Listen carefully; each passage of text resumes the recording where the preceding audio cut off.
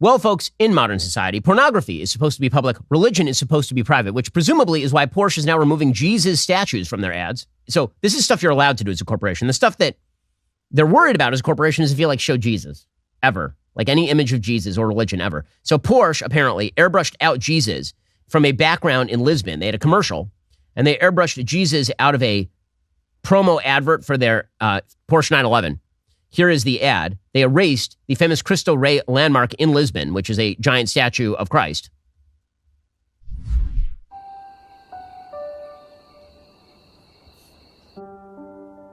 So, you can see this is the Porsche. There's a dude about to, dressed all classically. And he's with his son, and he gets in the car. And it's time to drive that very cool-looking Porsche 911. It's like an old-school Porsche 911. And eventually it's going to morph into like the modern Porsche.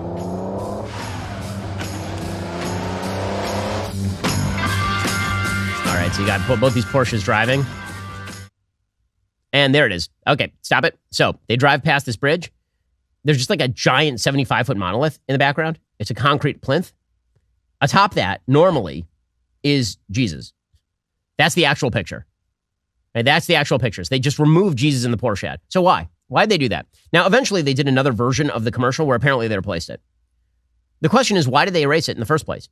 And the answer is, they erased it in the first place because they are so deeply afraid of offending anyone with the fact that Jesus is like a factor in people's life, that Christianity exists and is a historic basis for European civilization. They're so afraid of even allowing that image to be seen that they had to erase it. Because that costs money, guys. It costs money to take film and just remove things from the film. Somebody had to sit there and pixelate out Jesus in that particular piece of commercial. That means that the corporation was paying somebody to do that. We now live in a society where pornography is expected to be public and religion is expected to be private. No society can survive this. A society where we celebrate people for their pansexuality, but chastise people for their public performance of religion is not a society that is meant to be durable or last. It's just not. It's a society that's going to collapse in on itself. And that's what we're watching right now. Because it turns out religion provides a value system. You know what is not a value system? Loving yourself, not a value system. Let's talk about the economy. So as we've been saying, Joe Biden's economy, not fantastic. Plus, his economic policy, also less than fantastic. This is why I'm diversified at least a little bit into precious metals. Since the turn of the century, the world's dollar supply grew 344%. Each dollar's purchasing power has declined 44%.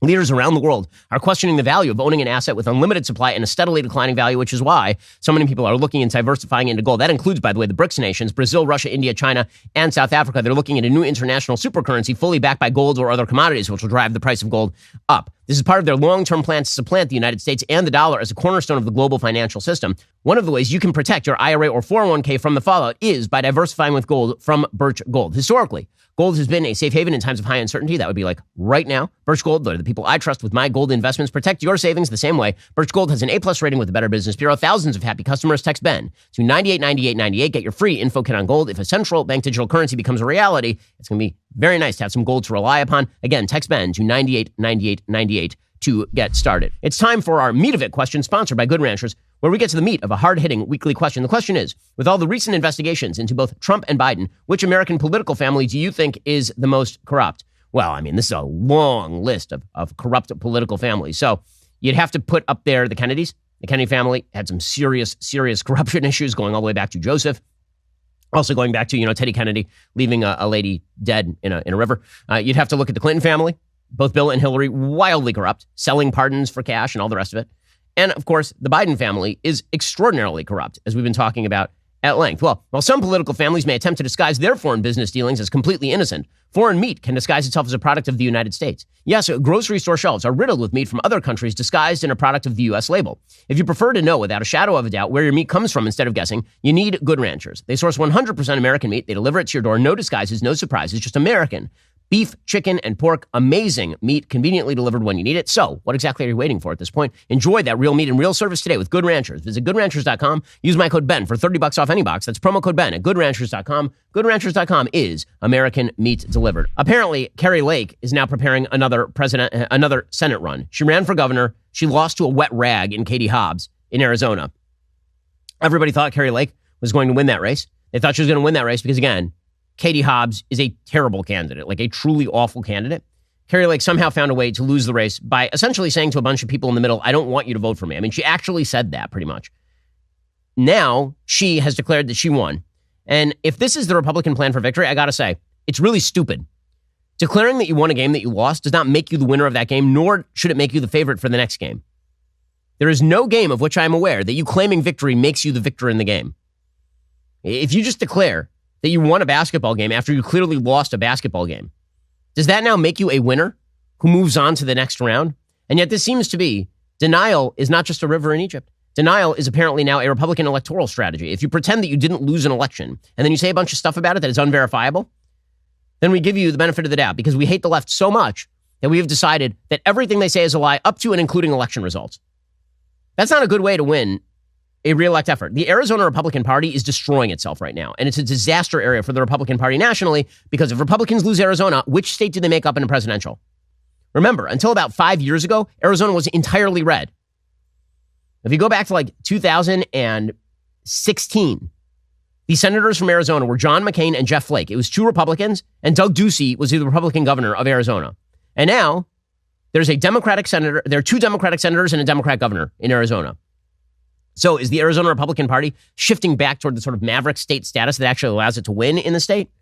Nope. Apparently, Carrie Lake is not only running in the Senate race, she is now the far and away favorite in the primary race there, which I got to say is just wild. It's wild, especially because this is a super vulnerable seat for Democrats. Kyrsten Sinema, the current independent senator in Arizona, she is running against Ruben Gallego. Ruben Gallego right now is drawing a plurality of the vote. Sinema is drawing some of the Republican vote. Okay, well, if you had a stronger Republican candidate who, say, didn't alienate independents, maybe fewer of those independents would go over to Kyrsten Sinema. Right now, Kyrsten Sinema is winning like 38% of the vote. Gallego is at like 40-something. And Carrie Lake, if she were in that race, is in the 20s. Okay, that ain't going to do it.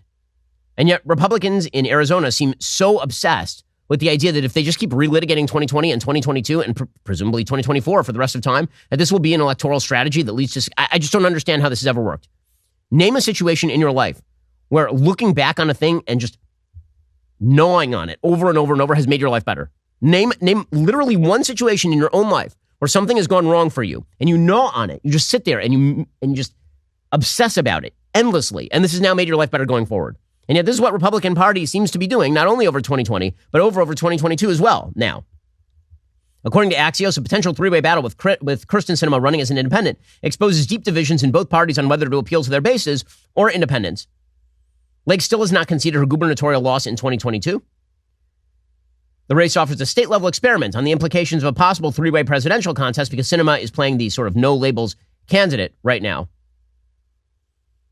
If Lake wins GOP's primary next August, she will likely face down Gallego and Sinema in the general election. Sinema has not officially announced whether she will seek re-election, but she has a bunch of cash on hand.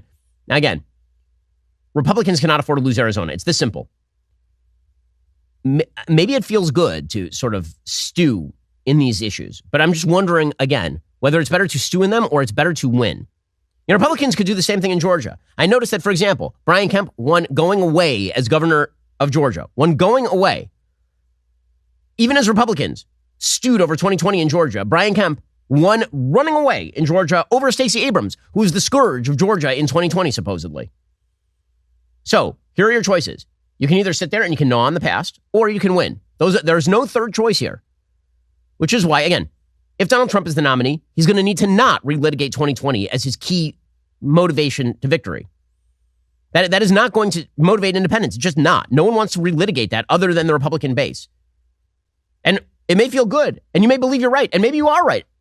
Okay, I don't think the proof is there. I don't think the evidence is there that, like, votes were tallied in the middle of the night. False votes were bussed into Fulton County by the box and then loaded into machines. I think the evidence does not exist for that. But let's even say you're right. Question. If you just say that over and over, does that make Donald Trump president? Because what Carrie Lake is doing on a state level is what Donald Trump is doing on a national level. And the thing is, Donald Trump, if he's the nominee, he could redeploy and go against Biden. He does have that capacity, but he's going to need the incentive structure to do that. That incentive structure is going to come from the Republican base, not from the media, who wish to win. The media want nothing but Donald Trump relitigating 2020 for 2024. That is their favorite thing. It means that Donald Trump does not become president of the United States in 2024 if he does that. Are you tired of the lies and the twists of the mainstream media talking points? Yeah, Me too. Join me in my newest series, Facts, where I dismantle and bring truth to this tiring mainstream agenda.